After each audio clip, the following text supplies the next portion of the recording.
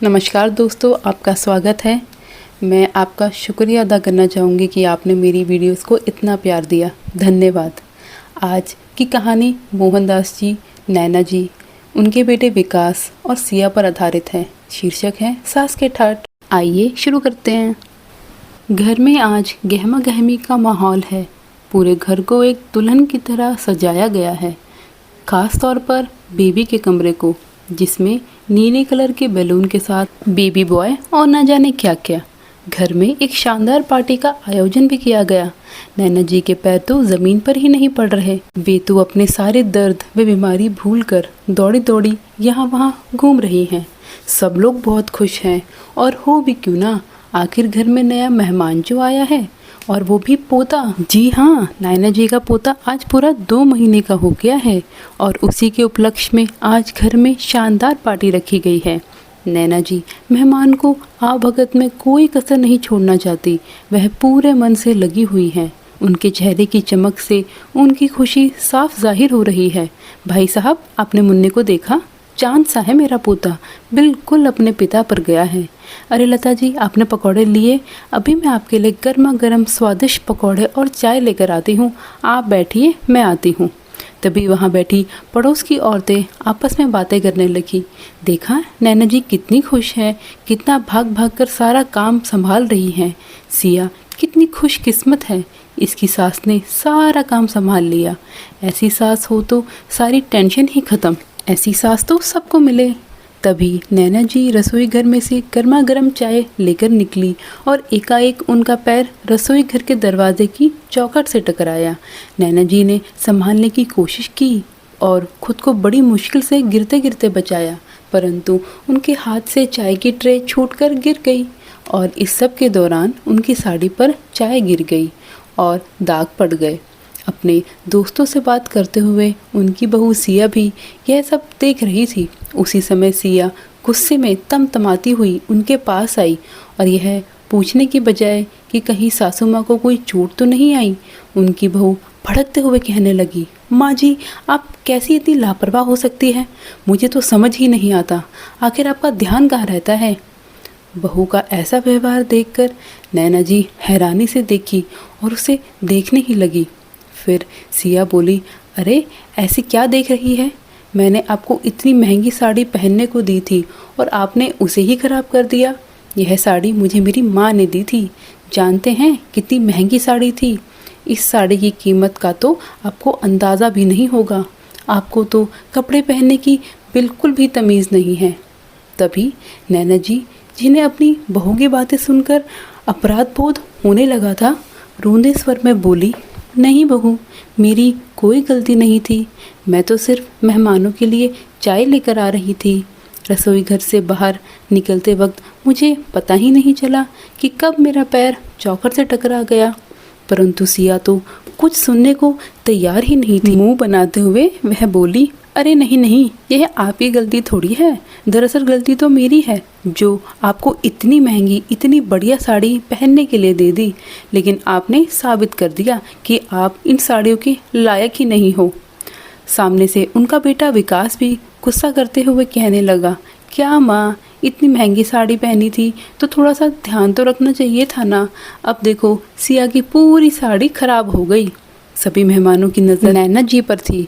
अपने बेटे और बहू द्वारा बोले गए इतने कड़वे शब्दों को वह अंदर से आहत हो चुकी थी।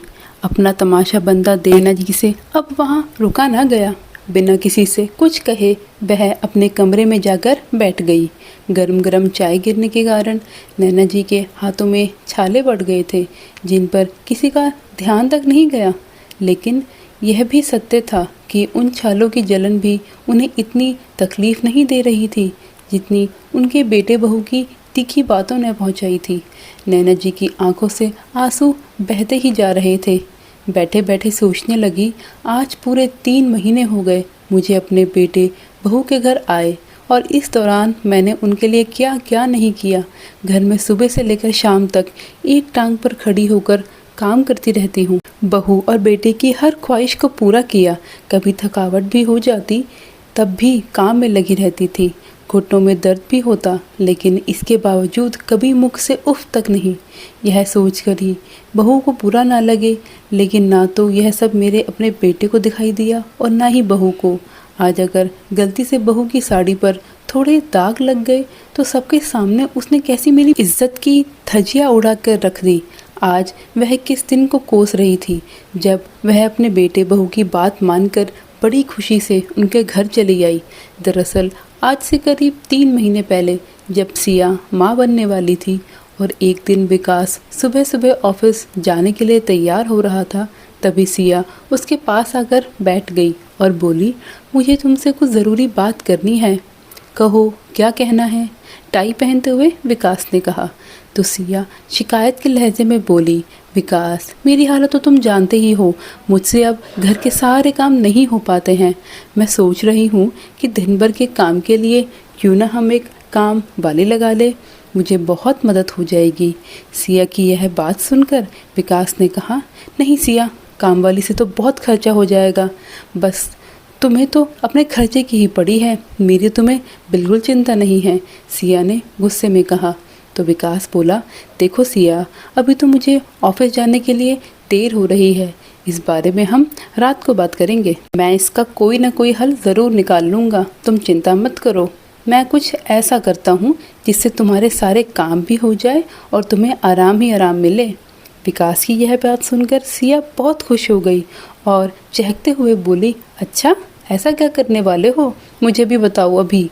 तब विकास ने कहा, तुम देखती जाओ, जो तरकीब मैंने सोची है ना, उससे सांप भी मर जाएगा और लाठी भी नहीं टूटेगी। इतना कहकर विकास अपने ऑफिस को चला गया। विकास के जाते ही रोज़ाना की तरह सिया के मोबाइल की घंटी बज उठी और उसके बाद काफ़ी देर तक सिया अपनी माँ से बातें करती रही। शाम को जैसे ही विकास वापस आया तो अपनी पत्नी से कहने लगा, तुमसे घर का काम नहीं किया जाता ना, इसलिए मैंने सोचा है कि मैं गांव से अपने माँ बाबूजी को यहाँ बुला लेता हूँ। माँ तुम्हारा ख्याल भी अच्छे से रखेगी और घर का काम भी आसानी से हो जाएगा। हुई ना एक पंथ दो काज वाली बात। अपने सास ससुर को बुलाने का नाम सुनकर सिया का तो मुंह बन गया और कहने लगी, लो, यह तरकीब निकाली है तुमने? विकास ने पूछा, क्यों, आखिर क्या बुराई है उन्हें यहाँ बुलाने में? अरे विकास, जब तुम्हारे माँ बाबूजी यहाँ रहेंगे तब कितना खर्चा हो जाएगा, इस बारे में तुमने नहीं सोचा? ओफो सिया, इसकी चिंता करने की कोई ज़रूरत नहीं है तुम्हें। माँ हमारे घर का सारा काम अच्छे से कर देंगी और बाद में बच्चे को पालने के लिए भी हम माँ को इसी घर में रखेंगे। यह भी तो सोचो, तुम्हें काम वाली बाई की कोई ज़रूरत नहीं पड़ेगी। यह बात सुनकर सिया तपाक से बोली, अरे हाँ, यही बात तो मेरी माँ ने भी मुझसे कही थी कि अपनी सासू माँ को बुला लो घर के काम के लिए, उनके होते हुए तुम्हें नौकरानी की क्या ज़रूरत है। तभी विकास प्रश्नवाचक नज़रों से देखने लगा तो सिया बात को बदलते हुए बोली, वो मेरा मतलब है कि मेरी माँ का फ़ोन आया था, वह भी यही कह रही थी कि अपनी सास पूरे 6 महीने के लिए अपने घर पर बुला लेना, घर के काम से लेकर बच्चे को संभालने तक सारे काम संभाल लेंगी वो। लेकिन विकास, माँ जी का तो ठीक है, लेकिन बाबूजी का यहाँ क्या काम है, उन्हें वही गांव में रहने दो, यहाँ तो केवल माँ जी की ज़रूरत है। तभी विकास ने कहा, तुम समझती नहीं हो सिया, अगर हम माँ को इतने समय के लिए अपने घर बुलाएंगे तो गांव में बाबूजी के खाने पीने की बहुत समस्या हो जाएगी और अगर बाबूजी यहाँ रहेंगे तो बाहर के सारे काम वही करते रहेंगे। सब्जी लाना, दूध लाना, राशन का सामान लाना, सब काम पिताजी कर लेंगे। और फिर तुम क्यों भूल जाती हो कि उन्हें पेंशन भी तो मिलती है। जब वे इस घर में रहेंगे तो पेंशन भी तो इसी घर में खर्च करेंगे ना, मेरा खर्चा बहुत कम हो जाएगा। फिर कुछ सोचते हुए भी विकास ने कहा, पता है, जब बाबूजी रिटायर हुए थे तो रिटायरमेंट पर उन्हें बड़ी अच्छी खासी रकम मिली थी, जिसकी उन्होंने एक एफडी बनवा ली थी। अब वह एफडी मैच्योर होने वाली है। जब बाबूजी यहाँ आएंगे तो लगे हाथ मैं उनसे उन पैसों के बारे में भी बात कर लूँगा। फिर हम एक बड़ा सा घर खरीदेंगे और सुकून से रहेंगे। तभी सिया बोली, लेकिन फिर कहीं ऐसा ना हो कि तुम्हारे माँ बाबूजी भी हमेशा के लिए हमारे साथ रहने आ जाएं। मैं उन लोगों के साथ हरगिज़ नहीं रह सकती। मुझे तो प्राइवेसी पसंद है। किसी की दखल अंदाजी में मैं बर्दाश्त नहीं कर सकती। तभी विकास ने कहा, अरे यार, तुम चिंता क्यों करती हो? एक बार पैसे हाथ में आ जाने दो, उसके बाद जैसा तुम कहोगी वैसा ही होगा। सिया तो जैसे खुशी से उछल पड़ी और झट से बोली, तो फिर देर किस बात की है विकास? जल्दी जाओ ना, अपनी माँ को फ़ोन करो। हाँ हाँ, अभी लगाता हूँ। ऐसा कहकर विकास ने अपनी माँ को फ़ोन किया। हेलो माँ। हेलो, हाँ बेटा विकास, कैसे हो तुम दोनों? मेरी बहू रानी कैसी है? माँ, सिया की तबीयत कुछ ठीक नहीं रहती। आप तो जानती हैं, उसे 8वां महीना चल रहा है। अब उससे घर का काम भी नहीं किया जाता और यहाँ तो काम वाली बाई भी नहीं मिल पा रही है। माँ, एक काम करो ना, अगर कुछ समय के लिए आप लोग यहाँ आ सको तो। बेटे की ये बात सुनकर नैना जी बोली, कोई बात नहीं बेटा, मैं इस बारे में तुम्हारे पिताजी से बात करती हूँ। तब तक तुम बहू का पूरा ख्याल रखना। ऐसा कहकर नैना जी ने फ़ोन रख दिया। शाम को जब मोहनदास जी घर लौट तो नैना जी उनसे कहने लगी, सुनिए जी, आपके बेटे का फ़ोन आया था। बता रहा था कि बहू की तबीयत कुछ ठीक नहीं रहती है। अगले महीने उसकी डिलीवरी है और उन्हें कोई काम वाली बाई भी नहीं मिल पा रही है, इसलिए उन्होंने हम लोगों को बुलाया है। पत्नी की यह बात सुनकर मोहनदास जी बोले, बात तो ठीक है नैना, जब बच्चों को हमारी ज़रूरत है तब हम लोग काम नहीं आएंगे तो और कौन काम आएगा? बेटा बहू हमें दादा दादी बनाने जा रहे हैं, इतनी बड़ी खुशी देने जा रहे हैं, तो क्या हम उनकी इतनी मदद भी नहीं कर सकते? बहू को वहाँ परेशानी हो रही होगी, तुम जल्दी से सामान पैक कर लो और वहाँ चलने की तैयारी करो। अपने पति की यह बात सुनकर नैना जी तो खुश हो गई। उन्होंने तुरंत अपने बेटे को फ़ोन किया और उत्साह से बोली, बेटा हम 1-2 दिन में तुम्हारे पास पहुंच जाएंगे। ठीक है माँ, स्टेशन पर पहुंचकर मुझे फ़ोन कर देना, मैं लेने आ जाऊंगा। बड़े ही लाड प्यार और हमदर्दी के साथ नैना जी ने अपने बेटे के पास आने के लिए हाँ तो कर दी, लेकिन इस बात का उन्हें ज़रा भी एहसास नहीं था कि उनका बेटा और बहू किस इरादे से उन्हें अपने पास बुला रहे थे। 2 दिन के बाद नैना जी और मोहनदास जी अपने बेटे बहू के पास बड़े शहर में पहुंच गए। जैसे ही विकास उन्हें अपने घर लेकर आया तो अंदर आते ही बोला, देखो माँ, कल से आपकी बहू की तबीयत कितनी ख़राब है, उल्टियाँ हो रही है। अब तक तो जैसे तैसे मैं खाना बनाकर काम चला रहा था, अब आप आ गई हैं तो आप रसोई संभालिए और घर की बाकी जिम्मेदारियाँ भी अब आपके हवाले हैं। बेटे ने उनसे इतना हक जताकर बात की तो नैना जी बहुत खुश हो गई। सोचने लगी कि मेरा बेटा मुझसे कितना प्यार करता है, कितने अपनेपन से उसने मेरे आते ही सारे काम की जिम्मेदारी मुझे सौंप दी। पहुंचते ही नैना जी ने पूरे घर का कार्यभार संभाल लिया और घर का सारा काम करना शुरू कर दिया। सुबह के नाश्ते से लेकर रात के खाने तक का सारा काम नैना जी अकेले ही संभालती थी। अपनी पत्नी को दिन रात काम में जुटे हुए देख मोहनदास जी ने उनसे कहा, अरे भाग्यवान, तुम पूरा दिन काम में ही लगी रहती हो, कहीं अपनी तबीयत खराब मत करा लेना। फिर नैना जी हंसते हुए बोली, अरे आप भी ना, बेटा बहू मुझे दादी बनाने जा रहे हैं, कोई मजाक थोड़ी ना है। इस खुशी के आगे तो मुझे अपने घुटने के दर्द भी नहीं नज़र आ रहे। एक बार सब कुछ अच्छे से निपट जाए तो मेरी चिंता ख़त्म होगी। तभी कमरे से सिया की आवाज़ आई, माँ जी मेरे लिए एक चाय बना देना। उसी समय विकास भी ऑफिस के लिए तैयार हो गया। माँ, मेरा नाश्ता कहाँ है? अभी लाई बेटा, कहते हुए नैना जी फिर से काम करने में जुट गई। यूं ही करते करते 1 महीना बीत गया। आखिरकार वह समय आ ही गया जब घर में एक नन्हा मेहमान आएगा। सभी लोग खुशी से फूले नहीं समा रहे थे और नैना जी तो दादी बनने की खुशी में अपनी सारी थकावट भूल गई थी। बड़ी खुशी खुशी अपनी बहू की सेवा करती ही जा रही थी।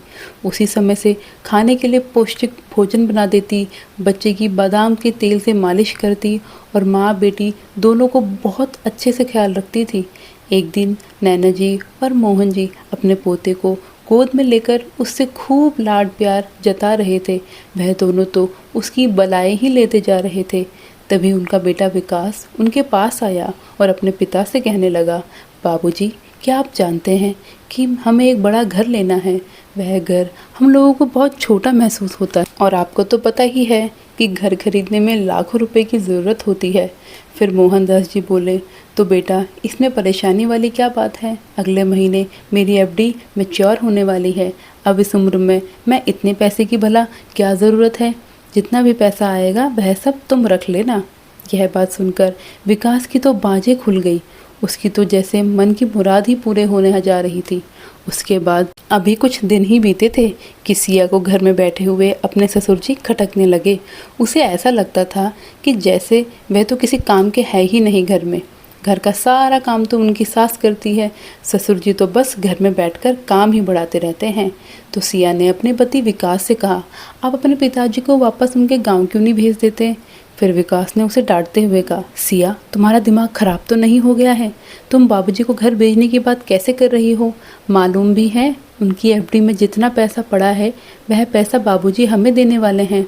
मत भूलो कि उसी पैसों से बड़ा मकान खरीदने का हमारा सपना पूरा होने वाला है और मैंने उस पैसों के लिए बाबूजी से बात भी कर ली है। इसलिए जब तक वह पैसे नहीं आते कोई भी ऐसी बात मत करना जिससे कि बाबूजी नाराज़ हो जाए। अगले दिन जब नैना जी रसोई घर का सारा काम निपटाकर कमरे में पहुंची तो मोहनदास जी बैठे हुए कुछ सोच रहे थे। नैना जी बोली, अरे क्या बात है, बहुत सोच में डूबे हुए हो। तब मोहनदास जी ने कहा, नैना, बहुत समय से विकास बड़ा मकान खरीदने की जिद कर रहा है। देखा जाए तो उसकी बात भी सही है। अब मैं रिटायर हो चुका हूँ। अब बुढ़ापे में हम कब तक बेटा बहू से अलग रहेंगे।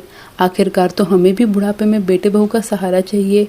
तो मेरे मन में विचार आ रहा है कि हम अपने गांव वाला मकान और ज़मीन बेच देते हैं और अब मेरी एफडी के पैसे तो मिलने वाले हैं। तो कुल मिलाकर इतना पैसा आ जाएगा कि इस शहर में एक बड़ा सा मकान खरीद सके जिसमें हम सब लोग मिलकर एक साथ रहेंगे। यह बात सुनकर नैना जी के चेहरे पर मुस्कान आ गई। बात तो आपने बिल्कुल ठीक कही। इस नन्हे से खिलौने को छोड़कर जाने का तो मेरा भी दिल नहीं करता। कहते हुए नैना जी अपने पोते को पुचकारने लगी जो पास में रखे पालने में सो रहा था। फिर मोहनदास जी बोले, ठीक है नैना, मैं कल ही गाँव के लिए निकल जाता हूँ। एफडी के लिए सारी फॉर्मेलिटीज़ भी पूरी कर देता हूँ और गांव का मकान और ज़मीन बेचने के लिए भी बात कर लेता हूँ। इस काम में 1 सप्ताह तो लग ही जाएगा। फिर नैना जी ने कहा, लेकिन अगले सप्ताह तो मुन्ने की जन्म की खुशी में घर में पार्टी है। अरे नैना, अगले हफ्ते तक तो मैं सब काम करके वापस आ जाऊँगा, तुम चिंता मत करो। अगले दिन मोहनदास जी गाँव के लिए निकल गए। उनके बेटा व बहू गांव का मकान बेचने और एफडी के पैसे आने की बात सुनकर बहुत खुश हो गए। वे दोनों खुली आंखों से बड़े बड़े आलीशान मकान के सपने देखने लगे। नया घर किस सोसाइटी में खरीदना है, घर में कितने कमरे होंगे, फर्नीचर कैसा होगा, उन्होंने सब कुछ तय कर लिया था। एक दिन की बात है जब नैना जी रसोई घर में काम करके बाहर आई। उन्होंने मुन्ने की रोने की आवाज़ सुनी तो वे तुरंत दौड़ी दौड़ी गईं और उसे अपनी गोदी में उठा लिया। अचानक उनकी बहू गुस्से में बोली, माँ जी, आपने मुन्ने को बिना हाथ धोए कैसे उठा लिया। क्या आपको इतना भी नहीं मालूम कि इससे इन्फेक्शन हो जाता है। आगे से मुन्ने को गोद में उठाना हो तो सैनिटाइज़र के साथ हाथ साफ कर लिया करो। नैना जी बहू के मुंह से ऐसी बातें सुनकर स्तब्ध रह गई। उन्हें हैरानी तो इस बात की थी कि उनकी बहू यह सब बातें उनके बेटे विकास के सामने कह रही थी, लेकिन विकास ने उससे एक शब्द तक नहीं कहा। धीरे धीरे दिन बीतते गए और नैना जी की बहू सिया इसी तरह उनको किसी न किसी काम में कोई ना कोई कमी निकालती रहती और उनका बेटा मूर्ख दर्शक बनकर यूं ही देखता रहा। जब मुन्ना 1 महीने का हो गया तो विकास और सिया ने एक पार्टी का आयोजन किया। पार्टी वाले दिन नैना जी की बहू सिया उनके पास गई और कहने लगी, माँ जी, आपके पास तो कोई अच्छी साड़ी भी नहीं है जो आप आज की पार्टी पर पहन सको। तो साड़ियाँ आप गांव से लेकर आई थी, यह सब पुरानी डिज़ाइन की है। पार्टी में जितने भी मेहमान आएंगे सब के सब हाई सोसाइटी के हैं। अगर आप अपनी पुरानी सी सूती साड़ी पहनकर हमारे मेहमानों के सामने आएंगी तो हमारी क्या इज्जत रह जाएगी। तो आप एक काम कीजिए, आप आज पार्टी के लिए मेरी साड़ी पहन लीजिए। लेकिन संभाल कर पहनना, क्योंकि यह साड़ी मेरी माँ ने दी है और बहुत महंगी है। ध्यान रखना कि इस साड़ी पर कोई दाग ना पड़े। नैना जी ने कहा, ठीक है बहू, अगर तुम कहती हो तो मैं तुम्हारी साड़ी पहन लूँगी, लेकिन ज़्यादा महंगी साड़ी मत देना, कोई हल्की सी ही साड़ी देना, तभी मैं पहनूंगी। सिया ने अपनी अलमारी में से एक साड़ी निकालकर अपनी सास को देते हुए कहा, लो माँ जी, आप यह साड़ी पहन लेना। ऐसी साड़ी तो आपने कभी ज़िंदगी में भी नहीं देखी होगी, जैसी मैं आज आपको पहनने के लिए दे रही हूँ। बहू की यह बातें नैना जी के मन में दर्द दे रही थी। अब तो अपनी बहू की साड़ी पहनने का उनका बिल्कुल भी मन नहीं था, लेकिन उनके पास और कोई चारा भी नहीं था, इसलिए उन्होंने चुपचाप अपनी बहू से साड़ी ले ली और मजबूरी में उसे पहन लिया। शाम को पार्टी के दौरान उनका बेटा बहू सभी मेहमानों के साथ हंसने बोलने में व्यस्त थे। उधर नैना जी भाग दौड़ करते हुए सारा काम संभाल रही थी। उनके पति मोहनदास जी पार्टी में शामिल नहीं हुए थे, क्योंकि जिस कार्य के लिए वह गाँव गए थे उसमें अभी 2 दिन का समय और लगना था। सभी मेहमानों की खातिरदारी करते करते नैना जी को थकावट महसूस हो रही थी। इस दौरान उनका पैर रसोई घर के दरवाजे की चौखट से टकराया और चाय उनकी साड़ी पर गिर गई। उसके बाद तो उनका बेटा बहुत सभी लोगों के सामने अपनी माँ को खूब खरी खोटी सुनाने लगा। ऐसे अपमान भरे शब्द सुनकर उनकी आंखों से आंसू थमने का नाम ही नहीं ले रहे थे। वह बिना खाना खाए अपने कमरे में चली गई और बहू की साड़ी उतार कर एक तरफ रख दी। पार्टी के बाद उन्होंने अपनी बहू से कहा, बहू, मैं कल तुम्हारी साड़ी साफ करके तुम्हें दे दूंगी। तो सिया गुस्से से बोली, कोई ज़रूरत नहीं है इतनी मेहरबानी करने की। मैं अपनी साड़ी को घर पे नहीं धोती हूँ, मैं अपनी साड़ियों को ड्राई क्लीन करवाती हूँ। एक साड़ी को ड्राई क्लीन करवाने में खर्च 500 है।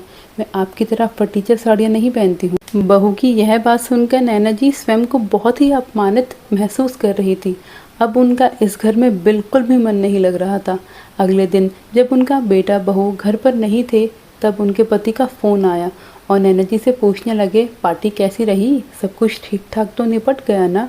मोहनदास जी के इस प्रश्न पर नैना जी कुछ बोल ही नहीं पाई। नैना जी की चुप्पी मोहनदास जी के मन में कई तरह के प्रश्न खड़े कर रही थी। वह चिंतित स्वर में कहने लगे, क्या हुआ भाग्यवान, तुम ठीक तो हो, वहाँ सब लोग तो खैरियत से हैं। तो नैना जी ने असली बात पर पर्दा डालते हुए कहा, हाँ सब कुछ ठीक है, बस मेरा आपके बिना यहाँ दिल नहीं लग रहा था, अब आप जल्दी से आ जाएं। नैना जी ने कहा। अचानक नैना जी के मुंह से यह बात सुनकर मोहनदास जी शरण में गए और उनसे कहने लगे, नैना तुम उदास लग रही हो, मैं जानता हूँ तुम्हें, तुम्हारी बातें सुनकर मुझे कुछ ठीक नहीं लग रहा है, ज़रूर कुछ हुआ है, सच सच बताओ, आखिर बात क्या है। मोहनदास जी ने पूछा तो नैना जी फूट फूट कर रो पड़ी। उन्होंने रोते हुए अपनी आप बीती उन्हें फ़ोन पर बता दी। यह सब सुनकर मोहनदास जी बहुत गुस्सा आया। मोहनदास जी ने हमेशा अपनी पत्नी के साथ इज्जत से बात की थी, कभी भी उनके स्वाभिमान पर ठेस नहीं आने दी थी। बेहद प्यार करते थे वह नैना जी से, लेकिन आज जब उन्हें पता चला कि उनकी पत्नी को उनके बहू बेटे ने भरी महफिल में इतना शर्मिंदा किया है, वह भी एक साड़ी की वजह से, तो उनसे बर्दाश्त नहीं हुआ। वह सोचने लगे कि 2 महीने से मेरी पत्नी इन लोगों की सेवा में तन मन से लगी हुई है। बहू की सेवा करते समय ना तो उसने अपनी तबीयत का ख्याल किया, ना ही थकान महसूस हुई, और इस सब का यह सिला दिया मेरे बेटा बहू ने। एक दिल तो किया कि अभी जाकर नैना जी को वापस ले आऊं, लेकिन कोई ज़रूरी काम था जिसे निपटाना बाकी था, इसलिए उन्हें 3 दिन वहीं रुकना पड़ा। 3-4 दिन बाद मोहनदास जी अपने बेटे के घर पहुँचे। उस समय सिया अपने कमरे में थी। मोहनदास जी अपने साथ एक बड़ा सा शॉपिंग बैग लेकर आए थे। उन्होंने बेबाक डाइनिंग टेबल पर रख दिया और अपनी पत्नी से मिलने के लिए उनके कमरे में चले गए। थोड़ी देर बाद जब उनकी बहू सिया कमरे से बाहर निकल कर आई तो उसने वहाँ शॉपिंग बैग पड़ा देखा और बड़े उत्साह के साथ उसे खोलने लगी। देखो तो इसमें एक खूबसूरत सी साड़ी रखी हुई है। सिया को लगा शायद यह साड़ी उसका पति विकास उसके लिए लेकर आया है। उसे तो अभी तक खबर भी नहीं थी कि उसके ससुर जी घर पर आए हैं, क्योंकि जब वे आए थे तब सिया उस समय पर सो रही थी। उसे लगा कि विकास उसके लिए एक सरप्राइज़ गिफ्ट लेकर आया है। बड़ी खुशी और उत्साह के साथ सिया फटाफट उस साड़ी को लेकर कमरे में चली गई। और साड़ी पहनकर स्वयं को आईने में निहारने लगी। साड़ी बहुत ही सुंदर लग रही थी और बहुत महंगी भी थी। सिया सोचने लगी, यह साड़ी कम से कम 30,000 की होगी। मैं तो हमेशा से ऐसी ही साड़ियाँ खरीदना चाहती थी। उसकी थोड़ी देर बाद ही विकास भी ऑफिस से घर आ गया। अपने कमरे से निकलकर सिया ने बड़ी खुशी खुशी विकास को आवाज़ देकर बुलाया और बोली, देखिए ना मैं इस साड़ी में कैसी लग रही हूँ। जब विकास ने उसे इस साड़ी में देखा तो उसकी आंखें खुली की खुली रह गई। सिया, साड़ी तो बहुत सुंदर लग रही है, लेकिन यह तो बहुत महंगी होगी ना, और तुमने कब खरीदी, मुझे बताया भी नहीं, हैरानी से विकास ने कहा। यह सुनकर सिया आश्चर्यचकित रह गई और बोली, क्या क्या मतलब है, साड़ी तुम नहीं लाए? अरे क्यों मजाक कर रहे हो, यहीं तो रखी थी यह साड़ी, देखो कितनी सुंदर है। अरे नहीं, मैं सच बोल रहा हूँ, यह साड़ी मैं नहीं लेकर आया। विकास की यह बात सुनते ही सिया सोच में पड़ गई। अगर आप नहीं लाए तो कौन लाया होगा? उसी समय विकास और सिया की बातें सुनकर मोहनदास जी भी अपनी पत्नी के साथ बाहर निकले। सिया और विकास की कुछ समझ नहीं आ रहा था। तभी मोहनदास जी कहने लगे, यह साड़ी विकास नहीं लाया है, मैं लेकर आया था। तभी विकास ने कहा, अरे पिताजी आप कब आए? बस बेटा अभी थोड़ी देर पहले ही आया हूँ। और बहू, यह साड़ी मैं तुम्हारे लिए नहीं अपनी पत्नी के लिए लेकर आया था।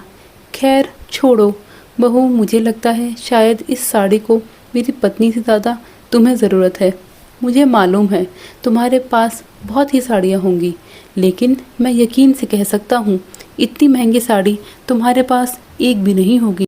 अपने ससुर के मुंह से यह बातें सुनकर सिया के तन बदन में तो आग लग गई थी। उसे ऐसा लगा जैसे यह साड़ी पहनकर उसने बहुत बड़ी गलती कर दी हो। वो तुरंत अपने कमरे में गई और कपड़े बदलकर उस साड़ी को शॉपिंग बैग में डालकर वापस ले आई। और जैसे ही उसने डाइनिंग टेबल पर रखने लगी तो मोहनदास जी बोले, अब इसकी कोई ज़रूरत नहीं है सिया, यह साड़ी अब तुम ही रखो, शायद तुम्हें इसकी ज़्यादा ज़रूरत है। और वैसे भी मेरी पत्नी किसी की उतरा नहीं पहनेगी, अब ऐसी ऐसी हज़ारों साड़ियों की मालकिन हो गई है। मोहनदास जी की यह बात सुनकर उनका बेटा विकास प्रश्नवाचक निगाहों से उनके चेहरे की ओर देखने लगा। आज से आपने पिता के तेवर बदले बदले नज़र आ रहे थे। तभी मोहनदास जी बोले, क्यों हैरान हो गया बेटा, आज मैं अपने साथ एक बहुत बड़ी खुशखबरी लेकर आया हूँ। कहते हुए उन्होंने अपने बैग में से कुछ कागज़ निकाले और विकास के हाथ में पकड़ा दिए। यह देखो विकास बेटा, हमारे गांव को शहर से जोड़ने वाला सड़क पर मैंने अपने पत्नी के नाम पर साड़ियों का पूरा शोरूम खरीदा है। लेकिन पिताजी, शोरूम खरीदने के लिए आपके पास पैसे कहाँ से आए? कहीं, हाँ बेटा, बिल्कुल सही समझा तुमने। जो पैसे मैं तुम्हें देने वाला था उन्हीं पैसों से मैंने यह शोरूम खरीदा है। अब तो सिया और विकास के पैरों तले ज़मीन खिसक गई थी। विकास गुस्से से कांपते हुए बोला, आप तो हमारे मकान के लिए पैसों का इंतज़ाम करने गए थे ना? आपने तो मुझसे वादा किया था कि वह पैसे आप मुझे देंगे, फिर यह सब क्या है? हाँ बेटा, लेकिन उससे पहले मैंने अपनी पत्नी से वादा किया था कि मैं उसके सम्मान भरी ज़िंदगी दूंगा और उसकी बेइज्जती करने का हक मैंने आज तक किसी को नहीं दिया है। और वैसे भी यह पैसे मेरे थे, मेरी मेहनत की कमाई के थे। उन्हें कहाँ इस्तेमाल करना है और कहाँ नहीं, यह फैसला लेने के लिए मैं पूरी तरह स्वतंत्र हूँ। और बहू तुम, यह कतई मत सोचना कि मेरी पत्नी महंगी साड़ियाँ नहीं पहन सकती। मेरी अच्छी खासी नौकरी थी और अभी मुझे पेंशन भी मिलती है, लेकिन यह तो नैना जी हमेशा साधारण ज़िंदगी जीना चाहती थी, इसलिए उसने कभी महंगी साड़ियाँ नहीं खरीदी। अपने बच्चों की पढ़ाई लिखाई में पैसे खर्च करना उससे बेहतर लगता था, इसलिए उसने कभी अपने ऊपर ज़्यादा पैसे खर्च नहीं किए। और बेटा विकास, यह तो हम लोग ने सपने में भी नहीं सोचा था कि जिन बच्चों के लिए हम लोग ज़िंदगी भर त्याग करते आए, अपनी इच्छाओं को दबाते आए, वही बच्चे हमें यह दिन दिखाएंगे। अरे हम लोग तो अपना गांव का मकान और ज़मीन बेचकर सब कुछ तुम्हारे हवाले करके तुम्हारे साथ रहने के बारे में सोच रहे थे। ज़मीन तो मैंने बेच दी थी, लेकिन अच्छा हुआ कि मकान बेचने से ठीक 2 दिन पहले तुमने और तुम्हारी पत्नी ने अपने रंग दिखा दिए। भरी महफिल में तुमने अपनी माँ की ऐसी बेइज्जती करी। सुनकर ही मेरा कलेजा काँप उठा। अब जब तुम्हारी असलियत मेरे सामने आ ही गई है तो अपना सब कुछ तुम्हें देने की गलती तो मैं नहीं कर सकता था। मोहनदास जी की यह बात सुनकर विकास और सिया हैरानी से एक दूसरे का मुंह साथ में देखने लगे। और हाँ बहू, अब तुम्हारी सास महंगी साड़ियाँ पहनेगी, फिर तो तुम अपनी सास से नहीं कहोगी ना कि वह फटीचर साड़ियाँ पहनती है। उसी महंगी साड़ियाँ पहनने की समझ नहीं है। मोहनदास जी के मुंह से यह जवाब सुनकर सिया को ऐसा लग रहा था कि जैसे बिना थप्पड़ खाए ही उसके गाल पर एक तमाचा आया हो। अपने पिताजी की यह बातें सुनकर सिया और विकास के पास कोई जवाब नहीं था। तभी मोहनदास जी बोले, चलो नैना जी, तुम अपना सामान पैक करो। अब हमें यहाँ रहने की बिल्कुल भी ज़रूरत नहीं है। हम आज ही बल्कि अपने घर निकल जाएंगे। हम अपने घर में बहुत अच्छे से रह सकते हैं। जाते जाते मोहनदास जी ने अपने बेटे विकास को कागज़ देते हुए कहा, बेटा, तुम्हारी माँ ने तुम्हें बड़े ही लाड प्यारों से पाला है। तुम्हारी हर ज़रूरत, हर छोटी बड़ी इच्छा का उसने ध्यान रखा है। तुम्हारे किसी भी शौक़ में कभी कोई कमी नहीं आने दी। लेकिन यह बात उसे मालूम नहीं थी कि एक दिन यह बेटा, जिसके लिए उसने अपना सब कुछ कुर्बान कर दिया, उसकी भावनाओं और त्याग का इस तरह मजाक बना देगा। माफ़ करना बेटा, तुम ज़िंदगी में तो आगे बढ़ गए, लेकिन जिसके कारण तुम यहाँ तक पहुँचे हो उसी को तुमने पीछे छोड़ दिया। बहू तो पराए घर से आई थी, लेकिन तुमने तो अपनी माँ का संघर्ष देखा था ना। अफसोस कि तुम भी उसे ना समझ पाए। अरे एक साड़ी ही तो गंदी हुई थी। बचपन में तुमने अपनी माँ की कितनी साड़ियाँ गंदी की थी, इसका तो तुम्हें अंदाज़ा भी नहीं है। इतना कहकर मोहनदास जी अपनी पत्नी का हाथ पकड़कर गांव के लिए निकल गए। आज विकास और सिया की नज़रें शर्मिंदगी से ज़मीन में गड़ी जा रही थी। पश्चाताप की अग्नि में जलते हुए दोनों निशब्द खड़े ही रह गए। उनके सपनों का महल धराशायी हो चुका था। मुझे पर्सनली इसकी एंडिंग बहुत पसंद आई। आपको आई कि नहीं, ज़रूर बताएं।